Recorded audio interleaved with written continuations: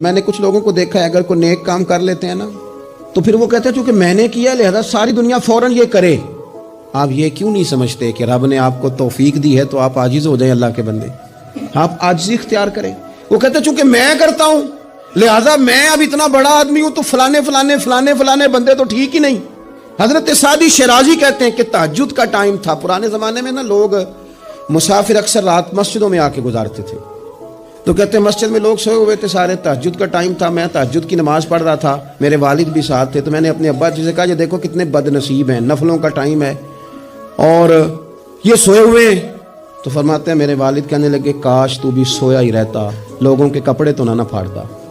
او خدا کے بندے اگر تو نے پڑھی ہے تو تیرا اور رب کا رشتہ ہے، اس کی بنیاد پر تو دوسروں کو حقیر جاننے لگ گیا ہے۔ علم پڑھے دا مان نہ کریے ماتا کھی میں پڑھیا، او جبار کہار کہاوے متے روڑ دے میں دودھ کڑیا۔